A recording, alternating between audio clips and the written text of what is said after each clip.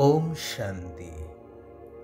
नूतन दुनियार स्थापनकर्ता भाग्य विधाता ज्ञानसागर परमात्मांकर ज्ञानीतु आत्मिक संतान मानंकु शुभ सकाळर शुभ अभिनंदन जणाई आजिर प्रभु चिंतनर आलोचना को मु समस्तंकु स्वागत जणाउछि। पिलादिने जेतेबेले नुआ नुआ बही पढ़िबा आरंभ कलु सेतेबेले मो छवि बही एवं मधुवर्णबोध बही को देखि खुशी रे मन नाची जाउथिला, कारण पाठ सह चित्र मध्य थिला जहा नुआ नुआ लागुथिला, आनंद मध्य आसुथिला। प्रत्येक जिनिष मध्य सही भली नुआ को समस्ते आदर करिथांती एवं जदि ताहा सुहाई गला तेबे से जिनिष पुरुणा होइले मध्य ताहा सर्वदा नुआ भली लागि थाए एवं ता बदल रे अन्य नुआ जिनिष को मध्य व्यवहार करने को इच्छा होई न थाए। यह अनेकंकर निजस्व अनुभूति मध्य अछि।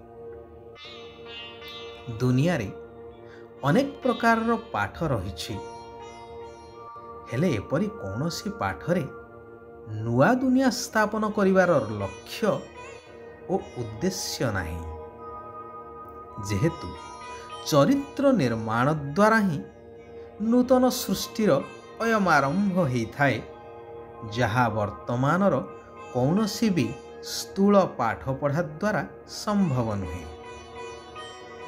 सेथिपाई नुआ दुनिया अर्थात सृष्टि चक्रर आद्य जुग सत्य जुगर स्थापनार्थे सृष्टि रचयिता निराकार भगवान को एई पुराणा दुनिया रे अवतरित हेबाको पड़ुछि।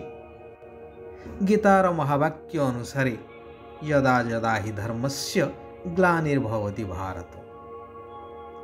नूतन दुनिया पाई नूतन शिक्षा मध्य प्रदान करुछन्ति सही निराकार परमात्मा, जहा कौनसी शास्त्र पुराण रे नाही। कहा जाए ना, भक्तिर शेषरे ज्ञानर उदय। तेणु सत्य ज्ञान द्वारा आत्मा माने ही श्रेष्ठ चरित्रवान होई श्रेष्ठ दुनियार अधिकार को प्राप्त करिथांती। आहुरी मध्य कहा जाए कि कर्मी चंचल, भक्त पागल एवं ज्ञानी धीर। तेणु सर्वश्रेष्ठ हेउछन्ति ज्ञानी। तेबे केउ ज्ञानी? स्थूल रूपरे बा एई जगतरे अनेक प्रकार तो ज्ञान रही, हेले सर्वश्रेष्ठ ज्ञान हेउछि आत्मज्ञान, जद्वारा आत्मा ओ परमात्मांकर वास्तव परिचयर ज्ञान प्राप्त होइथाए एवं परमात्मांक परिचय द्वारा सारा सृष्टि चक्रर ज्ञान प्राप्त होइथाए। किभଳି सत्य त्रेतया द्वापर कली एही चारि जुग क्रमान्वये अविरत भावरे एवं निर्भूल भावरे ठीक ठीक घूर्णायमान अवस्थारे चलीछि एवं एही चारि जुगरे आत्मा माने किभଳି सत्यरु कलिर शेष पर्यंत शरीर धारण करुछन्ति। विभिन्न जुगरे भिन्न भिन्न नाम रूप देश काल अनुसारे एही ज्ञान सहजरे प्राप्त होई थाए।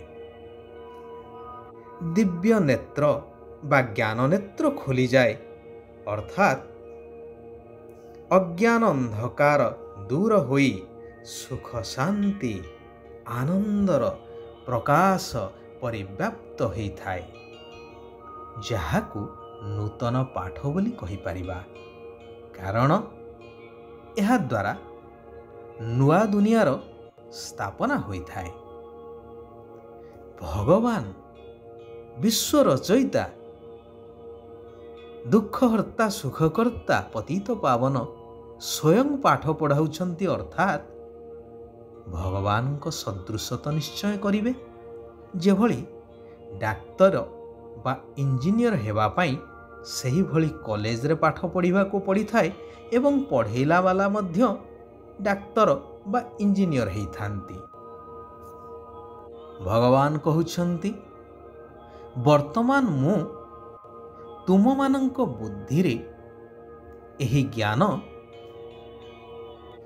ପ୍ରବେଶ କରାଇ ଅଜ୍ଞାନତାକୁ ଦୂର କରାଉଛି। ତୁମମାନଙ୍କ ବୁଦ୍ଧିରେ ରହିବା ଦରକାର କି ବେହଦର ବାବା ପତିତ ପାବନ ଈଶ୍ୱର ପିତାଙ୍କର ଆମେ ଛାତ୍ର, ଆମେମାନେ ନୂଆ ଦୁନିଆ ପାଇଁ ପାଠ ପଢ଼ୁଛୁ।